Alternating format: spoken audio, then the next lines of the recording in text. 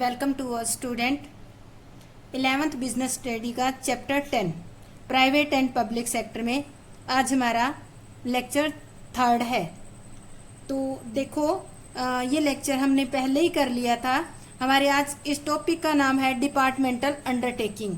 ये लेक्चर वैसे तो हमने कर लिया था, पर इस लेक्चर के अंदर डिपार्टमेंटल अंडरटेकिंग जो है इसकी कुछ लिमिटेशंस थी, वो रह गई थी। तो इसलिए आज हम डिपार्टमेंटल अंडरटेकिंग की केवल लिमिटेशन ही करेंगे।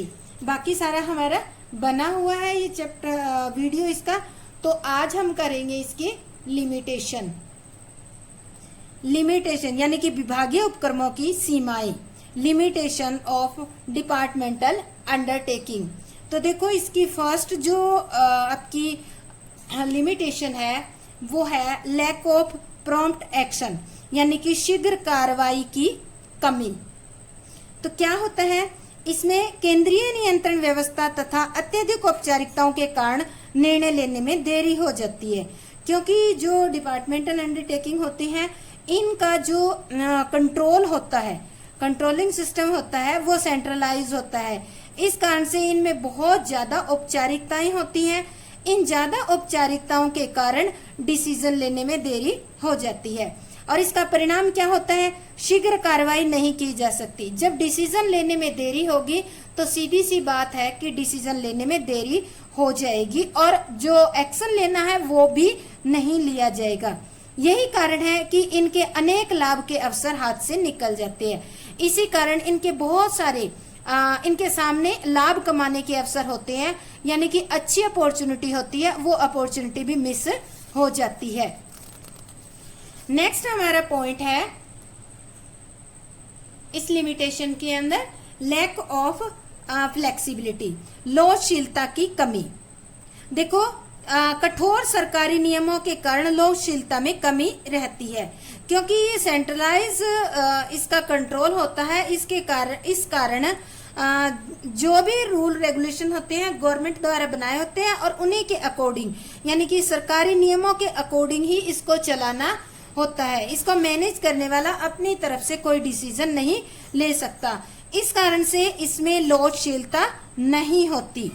जब एक उपक्रम के सफल संचालन के लिए लोचशीलता का होना आवश्यक है, यानी कि कोई भी एंटरप्राइजेस हो, किसी भी टाइप का, चाहे वो छोटा हो बड़ा हो, उसमें फ्लेक्सिबिलिटी होना जरूरी है। अगर आपको उसको सही तरीके से, बहुत अच्छे तरीके से तुरंत डिसीजन लेने हो और कोई तुरंत एक्शन लेने हो, कोई अच्छी अपॉर्चुनिटी आपके सामने, उसको अगर आपको अचीव करना हो या उसको कैच करना हो, तो उसके लिए फ्लेक्सिबिलिटी होना जरूरी है।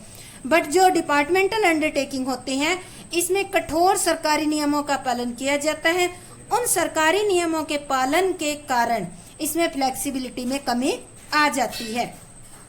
थर्ड है लैक ऑफ इंसेंटिव, यानी कि प्रेरणा की कमी। देखने से ऐसा लगता है कि अधिकारियों को प्राप्त शक्तियां उनके लिए प्रेरणा का काम करती हो।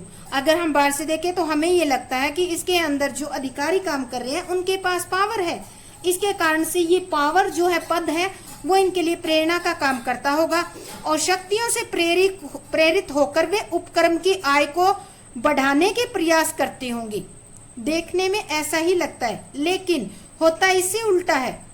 विभागीय उपक्रमों में अधिकारियों को शक्तियां केवल नाम मात्र की ही होती है। वे आय को अधिकतम करने के लिए विशेष प्रयास नहीं करते। क्यों नहीं करते? क्योंकि उनकी जो शक्तियां होती है वो दिखने की होती है। क्यों? क्योंकि जो गवर्नमेंट के रूल रेगुलेशन है उनके अकॉर्डिंग ही उनको चलाना पड़ता है डिपार्टमेंटल अंडरटेकिंग को। तो ये अपना कोई डिसीजन लेकर इसमें जो है इम्प्लीमेंट नहीं कर सकते। दूसरा रीजन ये भी हो सकता है कि इनको जो पोस्ट मिली है उस पोस्ट पे रूल रेगुलेशन के अकॉर्डिंग ही इनको काम करते हुए एक फिक्स सैलरी मिल रही होती है। इस कारण से ये वैसे भी पेन नहीं लेते कि इस जो एंटरप्राइजेज है इसकी इनकम को बहुत ज्यादा किया जाए। तो ये एक कमी होती है प्रेरणा की इसके कर्मचारियों में। फोर्थ है लैक ऑफ कॉम्पिटिटिव फीलिंग, प्रतियोगी भावना की कमी। प्रतियोगिता की कमी तथा लाभ उद्देश्य न होने के कारण ये उपक्रम हो रही हानियों की ओर विशेष ध्यान नहीं देते, क्योंकि देखो इनमें कंपटीशन नहीं होता। कंपटीशन न होने के कारण इनमें जो हानियां हो रही है उनकी तरफ विशेष ध्यान ही नहीं दिया जाता। अगर हानि पे चल रहा है तो उसको चलने दिया जाता है, यानी कि उसकी ऊपर विश्लेषण नहीं किया जाता कि किस कारण से हानि हो रही है, क्यों हो रही है, क्या रीजन है। उसको दूर करने के लिए बहुत ज्यादा स्टेप नहीं उठाए जाते।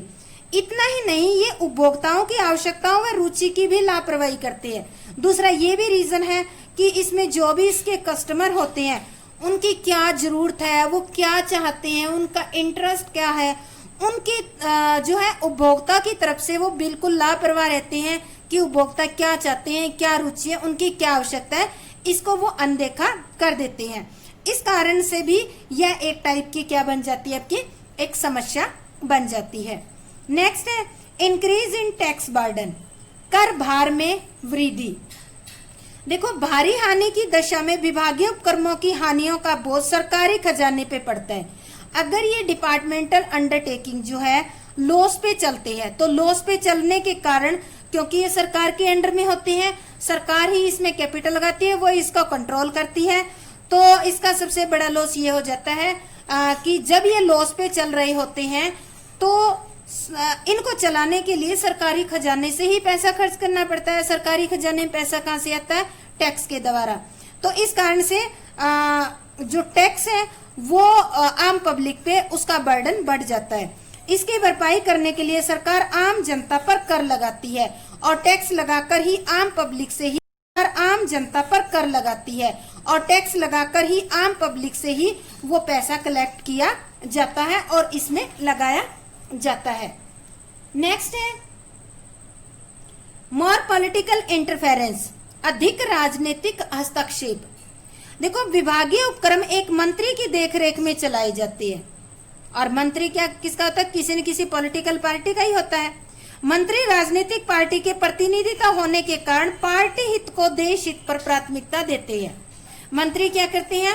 उनको इस एंटरप्राइज के प्रॉफिट लॉस का ज्यादा वो ध्यान नहीं देते, वो ज्यादा फोकस अपनी पार्टी पर करते हैं, यानी कि उनका जो हित होता है वो देश हित नहीं बल्कि अपनी पार्टी के हित पर ज्यादा ध्यान देते हैं। ये भी एक इसकी खास और बड़ी समस्या है। रेड टेपिज्म, लाल फीताशाही, अत्यधिक कागजी कार्रवाई तथा काम को न निपटाने की आदत से लाल फीताशाही बढ़ती है। लाल फीताशाही का मतलब है कि इसमें क्या होता है?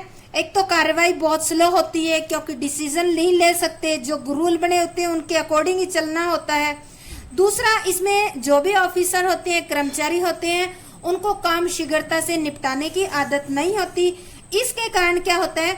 लाल फीतों में बंधी हुई फाइलों के ढेर लग जाते हैं, यानी कि रेड टेपिज्म मतलब लाल जो रिबन में बंधी हुई फाइलें उनके ढेर लग जाते हैं, वो आगे नहीं बढ़ाई जाती या उनकी जो फाइलें आई हैं जिस काम के लिए, उन फाइलों को चेक करके उनको कंप्लीट नहीं किया जाता और कोई भी काम निपटाने में नहीं आता। यानी कि इस तरह अलमारियों में फाइलों के ढेर लग जाते हैं और उनका काम नहीं होता। तो ये थी लिमिटेशंस ऑफ डिपार्टमेंटल अंडरटेकिंग।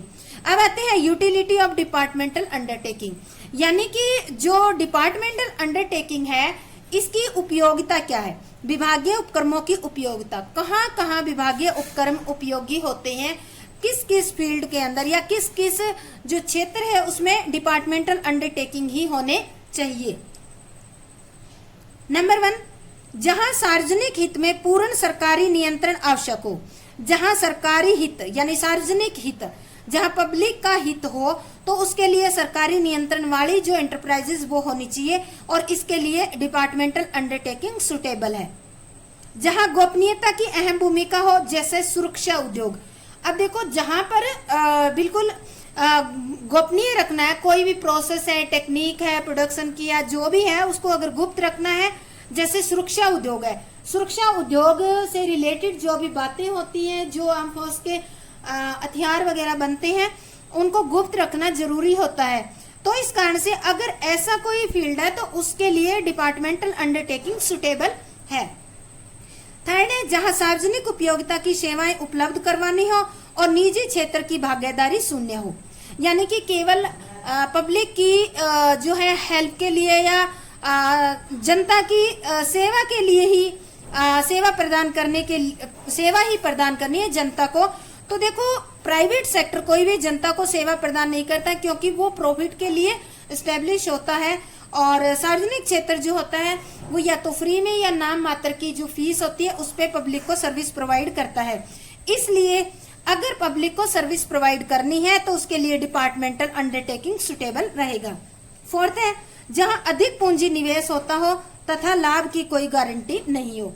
अब देखो जहां पर कैपिटल भी बहुत ज्यादा इन्वेस्ट होती हो लेकिन प्रॉफिट की कोई गारंटी नहीं है कि होगा नहीं होगा, लॉस में भी जा सकता है, तो ऐसी जगह पे कोई भी प्राइवेट जो एंटरप्राइजेस है वो स्टैब्लिश नहीं होंगे।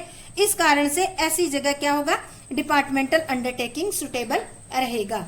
तो ये आज हमारा इसके अंदर हमने किया है limitation of departmental undertaking and utility of departmental undertaking. ये हम पहले भी कर चुके हैं, पर उस लेक्चर के अंदर जो है इसकी जो लिमिटेशन थी वो वीडियो पार्ट की जगह कोई और वीडियो पार्ट ऐड हो गया था जो 15.40 मिनट्स पे दिखाया गया है। तो वहां पर 15.40 मिनट से आगे का जो है यही वाला लेक्चर है, तो आप यहां से देख सकते हैं और अपना चैप्टर कंप्लीट कर सकते हैं। और जिसने भी मेरे ये जो है गलत वीडियो एडिटिंग हुई है इसका मुझे बताया है, उसको मैं थैंक यू बोलूंगी, क्योंकि उसने मेरी जो ये कमी बताकर मेरे लिए बहुत अच्छा किया है। और जो देख रहे हैं उनके लिए भी बहुत फायदेमंद रहेगा, क्योंकि ये टॉपिक जो छूटेगा नहीं। अब मैं बना दूंगी वीडियो तो वो बच्चे भी कर सकते हैं। तो वीडियो देखने के लिए आपका बहुत